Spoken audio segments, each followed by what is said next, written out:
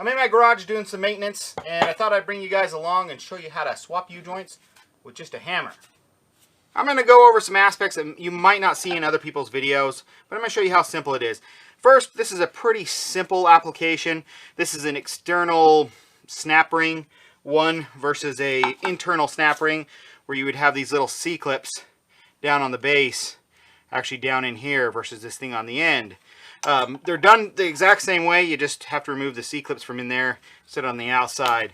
But this one is easy enough where we actually have the strap bolts that actually connect it to the yoke on each side. And so we only have to worry about one.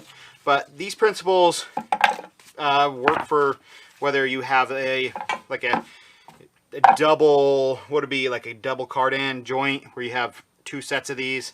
But anyway, first I like to loosen up my snap ring by just coming into each one. That just makes it easy to get them out. Grab them, pull them out. That hasn't been out forever. And then we're just going to clean it up real fast because we need it to come out through there. Just make sure there's no junk. Pull it over. Same thing. Free it up. Free it up. Now don't always throw these away because these, unbeknownst to a lot of people, these actually come in a bunch of different thicknesses, and you don't ever realize that until you get into, top of the line U-joints, like ones made by Spicer, and they'll have different thicknesses. You can get really technical and perfectly balance these and put the right preload, and well, there should be no preload on them. Make sure there's no preload and stuff on. So don't always throw these away because your new ones may be so cheap they may be too thick and actually bind up the U-joint. So we got that out. Simple enough. These are pretty large. 2 sockets. One socket that fits over your cup, and one socket that fits inside. This just happens to be a 3/4, and this is 1 1/16 inch. And you can do it without the bottom socket, but I like to do it with the bottom socket for one main reason. It really supports that yoke. And so we're going to put it around the bottom of the yoke. Take this. We're going to take a big heavy hammer because we want to do just solid concentrated wax. And it shouldn't take very many. There we go. One side's out. Pull it. This might actually be big enough. Yeah, see, I can actually pull this one. I might be able to actually get this one all the way out. Did it? Maybe not. So that's good. I'll show you how to do. Some of them you can actually just flop them right out once you remove the cup. This one's not going to. So now what we're going to do is line it back up in the hole, and we got to whack it back through the other way. What we want to do is make sure that this is centered. We don't want to hit it at a weird angle because then you'll bind it up in the other cup. So especially if you have this 3/4 inch socket fits on there nice and tight, and I can move it around and come over here, and we're just going to start it with the light hammer. It's going in. I think we're good. It still looks like, yeah, we're centered. And we're going to drive it home.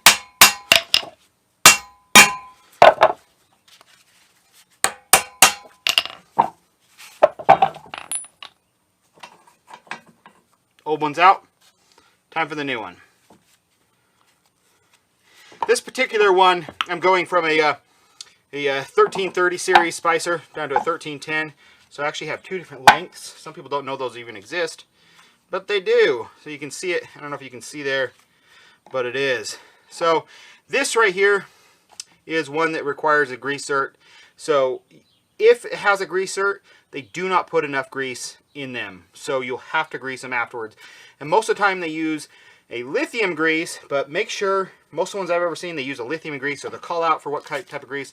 So don't put in a different type of grease because then they'll just blow up sooner. So make sure you find out what type of grease they actually are putting in them so you know what kind of grease to add to them.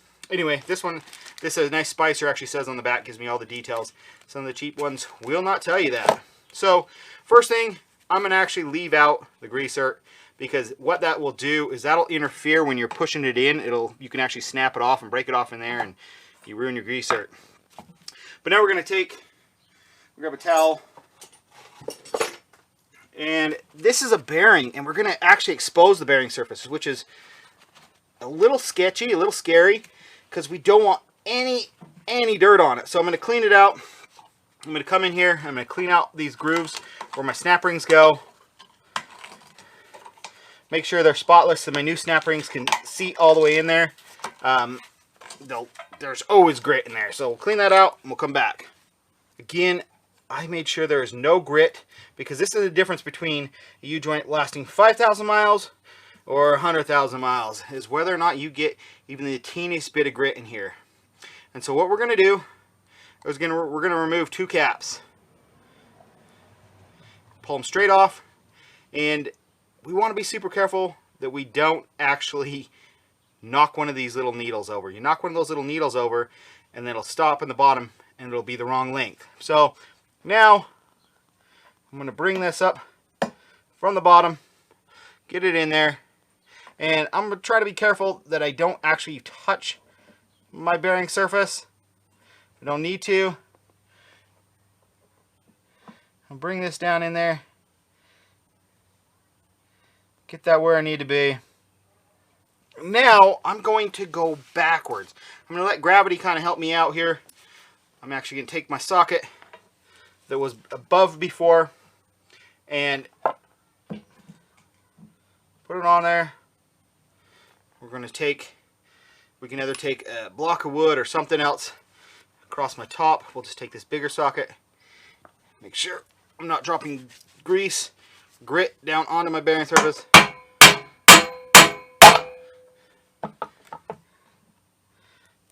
And we're driving it home.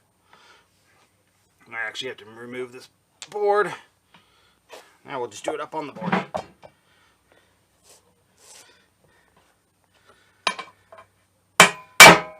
There it goes. It's actually all the way up in.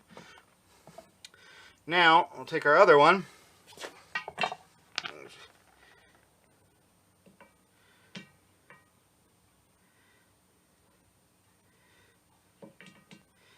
Slide that on. And this is a large one, so you may not have it fall all the way through. And now we're going to bring it through. I'm going to start it. I want to make sure it's going through my hole.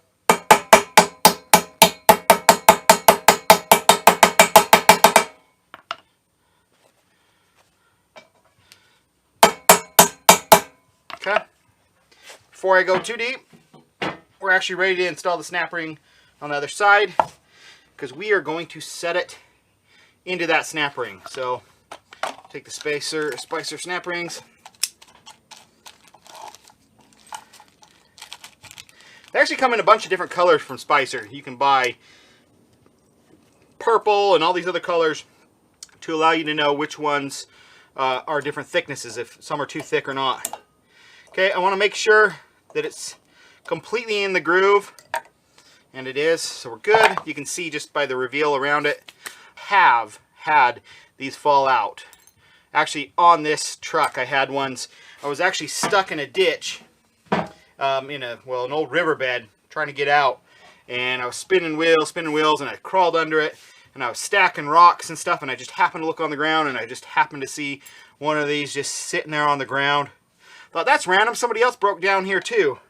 Stacked a couple more rocks, and I thought about it for a second. I'm like, wait a minute. I look up, look at my drive lines, and sure enough, it had popped out, and the U-joint was actually sitting proud almost by that much. So if I would have kept going, I would have been stranded.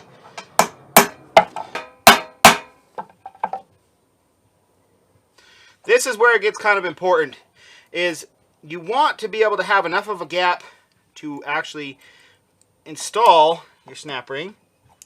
I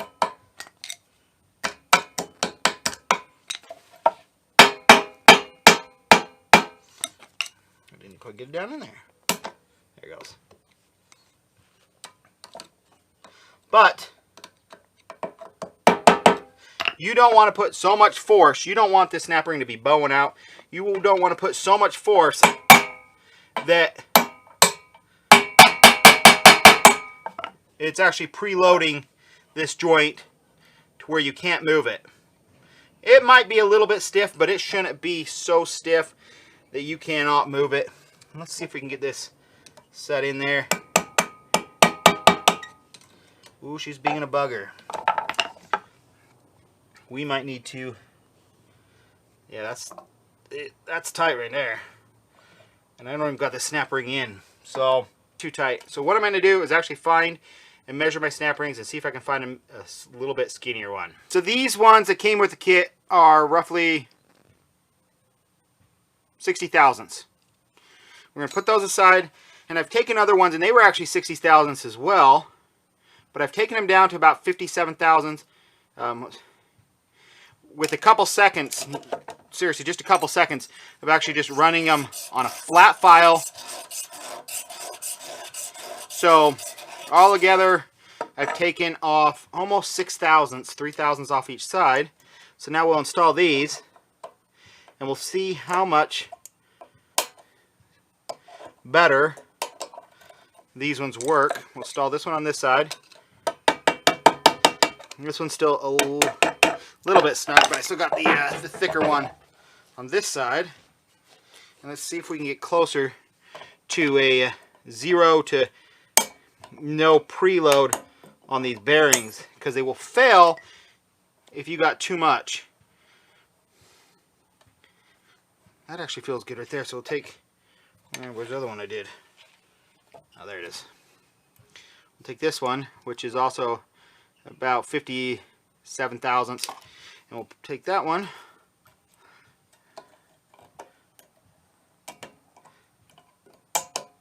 And that slid in easy. Make sure it's seated.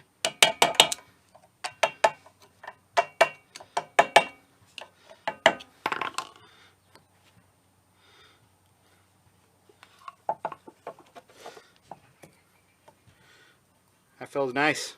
Now again, so that feels nice now, not binding. Something that nobody ever does. And now, while I install these, I've seen people take all 4 of the caps off of the, what's that called, the trunnion, and just leave those exposed, and just, while they're doing it, they just pop all 4 off, and dirt and grit can just fall on there, and that'll destroy the bearings really quick and easy. So leave all the caps on that you need to. If you need to, you can wrap it with electrical tape so that it's not getting in the way.